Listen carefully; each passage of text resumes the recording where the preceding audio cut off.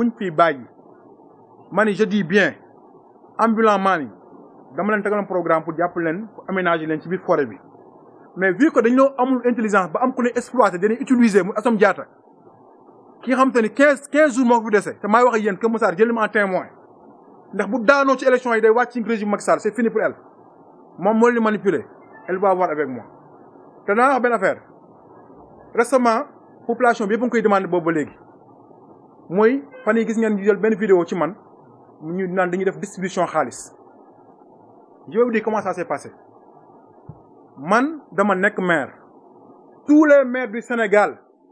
dañuy def aide tabaski ci période tabaski bi ñu def aide tabaski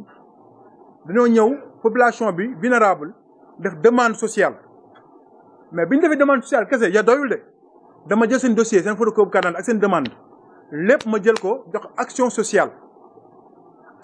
def ci ñoom enquête xool ndax ñii effectivement ñoom c'est social ndax ñeneen c'est veuve ndax war nañ leen jàppale ou pas action sociale bi ñu enquête ba pare ni effectivement ñii war ngeen leen jàppale bon ma jël rapport action sociale ak seen signature ma denc ko bi ñu jëlee demande boobu boole ko demande action sociale dem trésor public kon ko defoon naa benn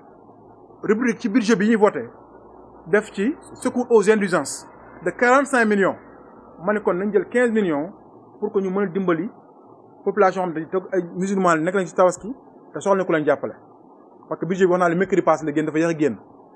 mais bi ma defee loolu population bi def seen demande bi yéex trop su ma demee ñu ni moom budget baa ngi doog a jàll il faut ngeen xaar enregistré Géfilogue bi ñu ñëwee def ko Géfilogue bi ñu ni problème signature problème Géfilogue kenn comprendre population bi toog fa balaa veille parce que man samedi laa julli population bi ñu bëri dimanche lañ julli mais man samedi bi ma war a arrêté vendredi samedi dama tabaski man parce que da kenn tëgguma damay tabaski samedi bi may tabaski man le jour même tabaski bi maire ñoo ngi toog si biir si buntu bureau bi de 6 heures du matin à 19 heures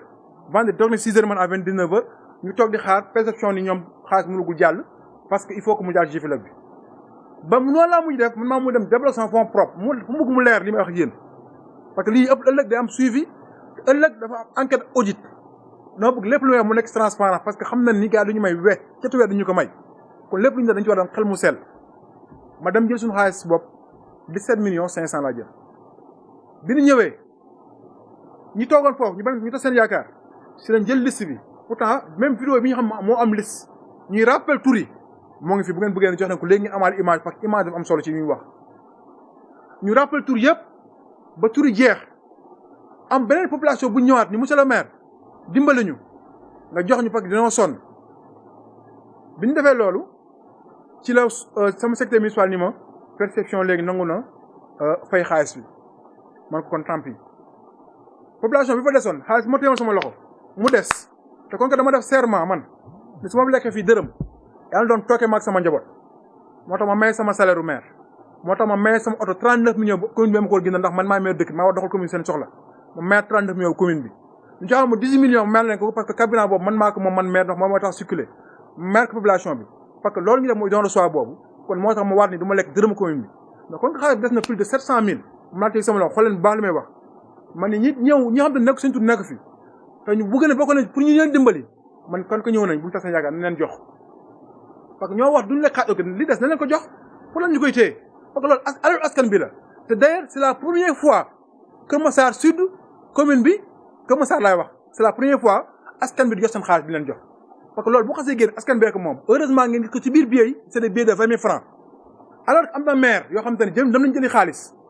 billahi wallahi wa tallahi bi ñu defee demande bi ñu ñëwee seen éléments yi fa nekk ku nekk 2600 francs lañ la jox loolu sàcc la ñun nag dañuy def rupture bi ñu def moo tax ñu wane ñaata lañ joxe mu nekk ci vidéo yi mu leer nañ ñu joxe billet 20 000 francs xam askan boobu ñoo ko moom seen xaalis la te ci vidéo bi nag ñi bëgg a yàq naan ni nga ko defee moo rafetul dama leen di renvoyer ñu demaat xoolaal vidéo bi kii filmé ki ni jàppale ki ñu dimbali maa ngi naan ko arrêté filmé bi mu arrêté wul ba mu ji boo xoolee fin vidéo dama ko yuuxu si la mujj arrêté bi ma ko laaj lu tax nga def li mu ni ma yàlla moo ngi digal ni ku ñu defal lu baax da nga ko fësal mun ma ci dara loolu. deuxièmement am na ñuy wër nag ci biir nekk ci ay groupe naan ça c'est pas Pastef maa ngi wax ni dëgg la man bien vrai je suis le maire de Pastef mais je suis le maire de la commune de Kër Massar Sud. Kër Massar Sud si c'était demain noonu laa koy defaatee parce que sama population man dama leen dimbali man parce que social ci rubrique budget bi la bokk loolu maire yëpp a koy jox seen population may waxaat nag ci benn affaire que ñi doon sensibiliser passé nañ arrêté discours boobu parce que ñoo ngi bëgg wax ne passé di dimbali waate ak ku fi mën ci nekk président ëllëg ak man ma bokk ci gouvernement boobu ak ma ñàkk ci bokk man damay dimbali sama population et loolu dama ko assumé di ko def kon bu ñu bëggee diaboliser nañ dem diaboliser leen mais loolu du jàll ak man gis nañ ñi nag liggéey ñu fi def ci moins de 3 mois pour population bi naan maire bi liggéey ñu xaaruñu yàq loolu mun ñu ko yàq ñun dañoo pare pour def débat comme nii question bu fi nit posé ci àdduna ñu dinañ ko tontu fii te bu nga ko tontu di nga xam ne c'est pertinent salaamaaleykum wa rahmatullah